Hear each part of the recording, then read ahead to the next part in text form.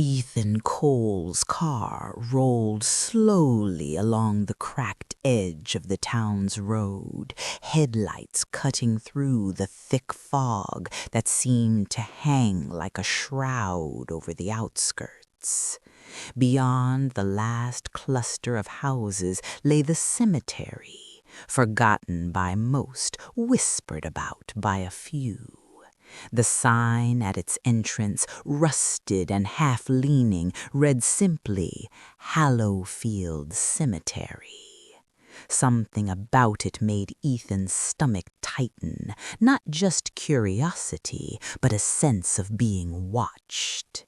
He stepped out, the cold night air biting at his skin. Twisted trees loomed overhead, skeletal branches swaying like reaching fingers. The gravestones were old, cracked, some tilting precariously, as if the earth itself sought to reclaim them. A soft, almost imperceptible sound carried on the wind like the exhale of a giant sleeping beneath the soil. "Not many venture in after dark," a voice croaked. Ethan spun around to see an old woman leaning on a gnarled walking stick, her shawl wrapped tightly around her thin frame. "I'm just looking," Ethan said cautiously. "Looking isn't the same as listening," she murmured, her eyes wide and unnerving. "The dead here, they breathe, they feel who enters, and sometimes they do not let go." Ethan smiled nervously. As a journalist, he had chased strange stories before, but there was a rawness in her tone, a fear that wasn't entirely human. He nodded politely, trying to mask the shiver running down his spine. He set up his camera and audio recorder, aiming to capture evidence of the so-called breathing cemetery. The first few minutes were uneventful, just the whisper of wind and the distant hoot of an owl. But then came the small, irregular movements, shadows flickering against the fog, vanishing when he looked directly. Kneeling beside an old tombstone, he noticed something strange. The soil beneath his fingers was soft and warm, almost like it pulsed faintly beneath the surface. A chill ran down his spine, and he instinctively stepped back. Then he heard it, a subtle, wet, rhythmic exhale from the ground itself. Ethan frowned, scanning the surrounding graves. One in particular drew him in, a tall, blackened tombstone, worn by centuries, its inscription jagged and barely legible. "Here lies what sleeps but never rests." The words seemed to vibrate in his mind as the whispers around him grew louder, forming a low, unintelligible chant that prickled the hair on his neck.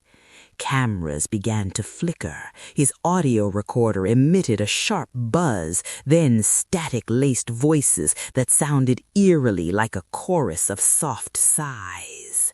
The fog thickened, curling around his legs like living fingers. Every instinct screamed at him to leave, yet he was rooted to the spot, drawn to the grave and its strange, ominous power. Then it happened. The ground beneath his feet trembled ever so slightly, almost imperceptibly, but enough for him to stumble. The soft, wet exhale returned, stronger this time, and Ethan realized with a jolt that the cemetery was alive, watching, breathing, waiting. He took a shaky breath, gripping his camera. Whatever he had come to find, it had found him first. The fog thickened as Ethan moved deeper into the cemetery, each step muffled by damp leaves and decaying soil. The path behind him seemed to twist, though he swore he was walking straight. Tombstones leaned at impossible angles, and roots burst from the ground like gnarled fingers reaching for the sky. The whispers he had heard earlier returned, louder now, circling him, chanting his name in voices that were almost human, but not quite. He stumbled upon a recently disturbed grave. The soil was soft, freshly turned, and yet the coffin lay empty, as though whatever had been buried had already risen. A shiver ran down his spine. Shadows flickered in the fog, forming shapes that resembled twisted, half-human figures. They hovered just out of reach, their hollow eyes seeming to pierce through him.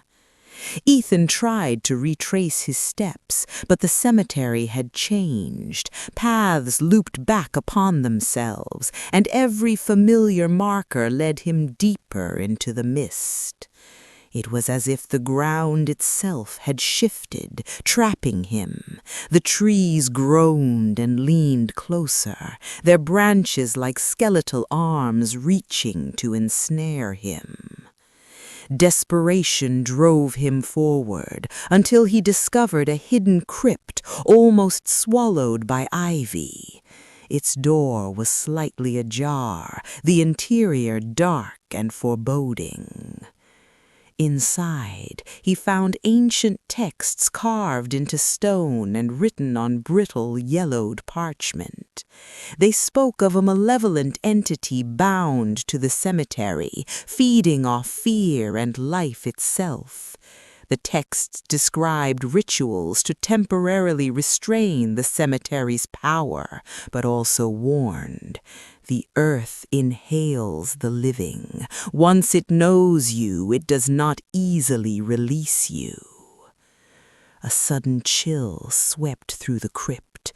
Ethan turned to leave, but froze. Whispers formed words now. Commands, join us, let the earth claim you, be one with the soil. Panic surged. He ran toward the exit, but the mist thickened, and the gravestones seemed to shift subtly, tilting to block his path. The very ground pulsed beneath him, like a heart beating just below the surface.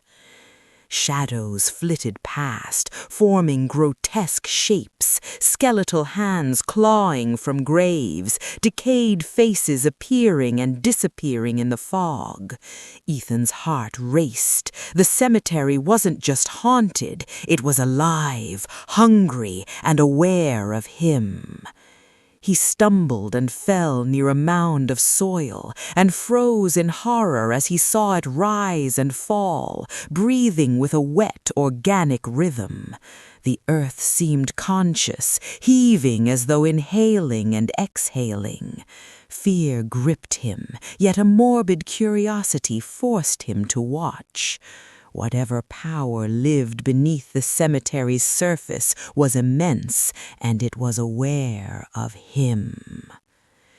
Ethan realized that fleeing blindly would only make the cemetery's grasp tighter. He needed a plan, a way to survive the night. Gathering his courage, he decided to seek the center of the cemetery, hoping the crypt's texts held more clues, or perhaps a focal point to confront whatever force pulsed beneath the soil. As he trudged toward the unknown heart of the cemetery, the whispers grew into a chorus, echoing with dozens of unseen voices. The soil remembers, the soil hungers, the soil knows you. Each word vibrated in his chest, matching the pulse of the earth beneath his feet. His hands trembled, his breath shallow, but he pressed forward. One thing was certain, the cemetery would not let him leave without claiming something in return. Midnight had fallen, and the cemetery seemed almost alive with malice. Fog swirled in unnatural patterns, thickening around Ethan as if the air itself were conspiring against him. The ground pulsed beneath his feet, a wet, rhythmic inhalation that made his heart pound in sync with it. Every shadow seemed to stretch, twist, and watch him. Ethan's legs burned as he ran, but the paths refused to lead him anywhere familiar. Tombstones leaned menacingly, branches snapped overhead, and whispers grew louder, insistent, persuasive, almost taunting. "Join us. Let the earth claim you forever." He stumbled again, narrowly avoiding skeletal hands clawing from the soil, hands that vanished when he tried to grab them. Through the fog, a faint glow appeared, green and sickly, emanating from a small chapel at the center of the cemetery. Its structure was ancient, its stone walls covered with carvings that depicted twisted humans and grotesque trees intertwined. Ethan recognized symbols from the crypt's texts, ritual markings designed to restrain the cemetery's hunger. He sprinted toward it, hope sparking despite his terror. But the cemetery would not let him reach safety easily. The ground heaved violently, roots shooting up like spikes, blocking his path. Shadows condensed into skeletal figures, crawling and lunging at him, dragging themselves across the earth. He ducked, twisted, and stumbled into the chapel's doorway, slamming it shut behind him. The air inside was thick with dust and decay, but at least it offered a momentary reprieve. Ethan scanned the chapel walls. Carvings depicted rituals, salt lines drawn in intricate patterns, chants written in a forgotten language, symbols meant to bind the entity beneath the soil. He set his equipment down, trembling, and began to replicate the ritual. Salt was sprinkled, words were spoken aloud, and his hands shook as he traced the protective symbols around the chapel's perimeter. The earth outside responded violently. The ground erupted in waves, roots punching skyward, fog twisting into shapes like screaming faces. The whispers outside turned into a deafening roar, a chorus of hundreds of voices screaming at him to stop.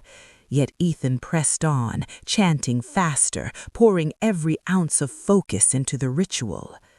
For a terrifying moment, it seemed the cemetery might overwhelm him. The chapel shuddered violently, doors rattled, and the green glow from outside flickered as if the very soil were breathing faster, hungrier.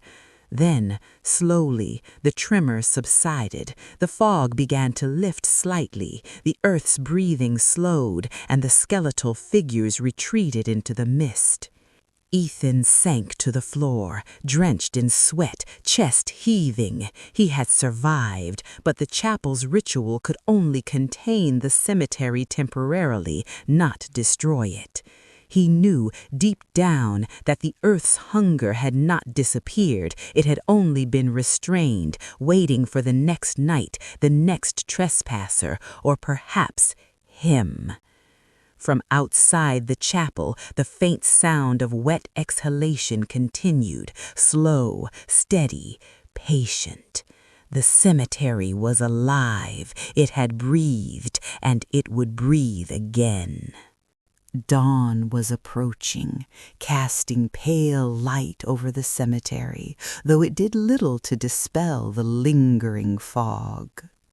Ethan Cole emerged from the chapel, legs weak, chest heaving, and eyes scanning the tombstones that now seemed eerily still.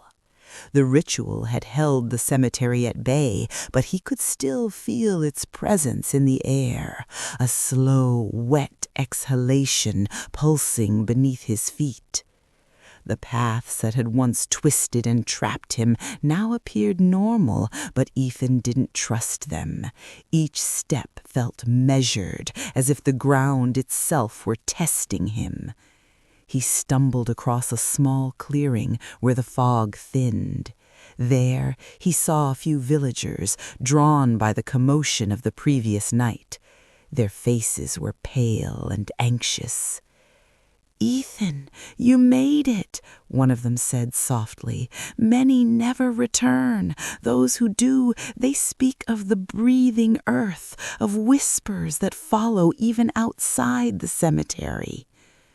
Ethan nodded, unable to speak. He wanted to scream about what he had seen, the skeletal hands, the pulsating soil, the whispers, but the words felt hollow. He realized that leaving the cemetery physically did not mean leaving it behind. Something had marked him. As he stepped onto the road leading out of town, he glanced back one last time. The chapel stood silent, the gravestones still. Yet, in the corner of his eye, he saw a faint ripple across the soil, like the pulse of a heartbeat. A shiver ran down his spine. He reached his car and drove in silence, the town disappearing behind him. The road ahead was clear, yet he couldn't shake the feeling that the cemetery was still with him, embedded deep within his memory, and perhaps deeper, somewhere in ways he could not perceive. Later, when he unpacked his bag at home, he found small clumps of soil, damp and moving slightly, as if breathing in rhythm with an invisible heart. His stomach turned. The cemetery had followed him, leaving a part of itself behind.